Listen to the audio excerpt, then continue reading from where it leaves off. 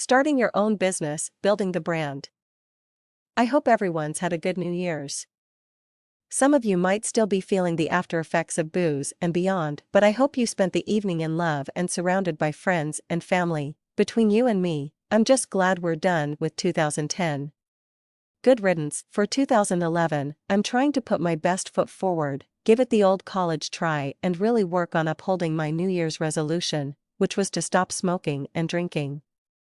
And beyond, what does this have to do with brand building? Working on a business is a lot like working on yourself. Imagine, for a second, that your business is an actual person, walking around in broad daylight trying to shake hands with other businesses.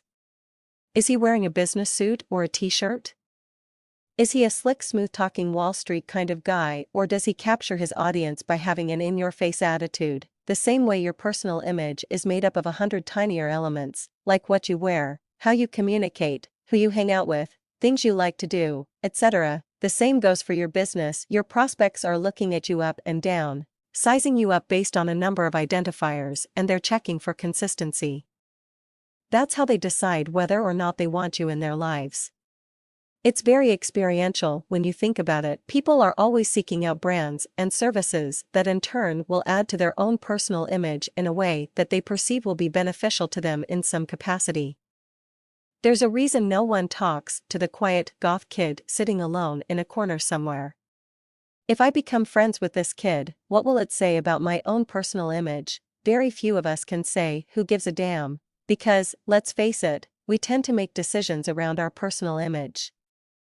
Businesses operate the same way, and it's probably because they're trying to imitate our needs and desires. First things first, they have to understand what they're dealing with. Once you grasp the psychology behind a particular need or desire, now you're in a position to manipulate that need or desire. In fact, the better you are at hitting those triggers, the easier it'll be for you to make money out of the situation. Customers want to feel like you get them, and while some businesses out there actually do, most of them are just replicating the need or desire to bait you in. Sometimes I feel like we're having this ongoing conversation with ourselves and in swoop companies that are all competing to get a word in. I wonder if we even know where to draw the line between us and them anymore, along with how much of our personal image is owed to magazine covers or television commercials. In any case, how do you work on your personal image when the people you're trying to target aren't really feeling you? Do you start wearing more black in your wardrobe? Maybe you'll buy the latest Louis Vuitton purse or listen to a particular genre of music that lands you in the in crowd. If you're a business, perhaps you'll switch up your marketing approach, create a brand new logo or tagline, remodel the product or service, hire some PR, or do some publicity stunt that gets you exposure. In the end, if your overall marketing strategy is aligned and what you do is consistent with an existing need or desire, people will turn to you like you're their buddy and you can help them out. My brand, my identity. To do this right, I'd like to share a few of the questions that I had to answer in this week's worksheets because they're tailored to get you to the bottom of your brand. 1. Which 3 words describe your core values? A little while back, I learned how to keep a little distance between what I do for work and what I actually believe in at the end of the day. What I really believe in has little to do with business, but as long as I have to work to survive, I vowed that I would do in a way that's honest and that doesn't take advantage of other people. Business aside, the 3 words I'd use to describe my core values are respect, acceptance, and distance. With respect, you avoid things that might hurt others. With acceptance, you avoid things that might hurt yourself.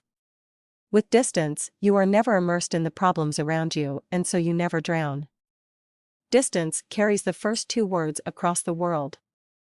I equate distance with freedom of the mind and the ability to treat poison without being poisoned yourself. Point 2.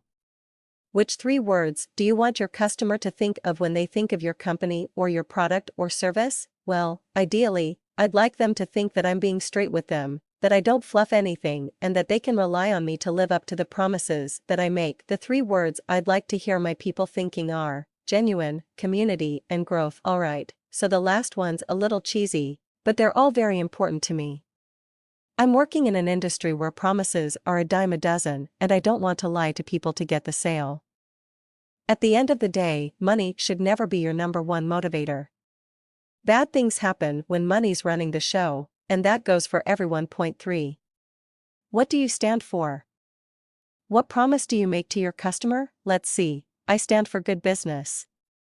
By that, I mean business that tries to do things by the book. What you see is what you get. Marketing.my promise is that I'm never going to pull the rug from under people's feet, and as long as someone can benefit from what I'm doing, then I'll keep doing it, whether it's in marketing or otherwise. That shouldn't suggest that I don't want to get paid. I'd like for this to be my career, after all. So yeah, you'll hear some soft selling out of me, and you can expect that I'll be promoting the product I've created this entire case study around. That's business.my job is to keep it as clean as possible, make sure that people know what they're buying into with fire pole marketing and that they're getting what they came here for in the first place, valuable marketing information, creating the brand statement. I came across this really cool exercise online to help with brand identity. Sometimes, if you want to create the ideal situation for your business, you have to pretend it's already happening. Hear me out. Get two people at the office to do a little role-playing and tell them that they're both pretending to be very happy customers of yours, customers that are each trying to outdo one another by saying what it is that they like about your product or service. How do they describe what you do? How do they feel about what your product or service does for them? What made them pick you over the rest? While this is going on, take notes and pay attention to the emotions that are being expressed. Focus on the descriptive keywords that your role players are using, and chances are, you'll have plenty to go off of when you're planning how you'd like to develop your brand and identity. Sure, they'll be forcing it a little and it may come off as contrived, but by the end of it, you'll be able to draw a lot of insight from something that started off as make-believe. This concludes week 11 of Fire Pole Marketing, and I'd like wish you guys a great 2011. Let's try to be positive about what's to come, even though we have plenty to complain about. I'm hoping this year will change the world as we know it, and though we should all spend some time on our business, let's not forget to take some time to work on ourselves too. Here's to you.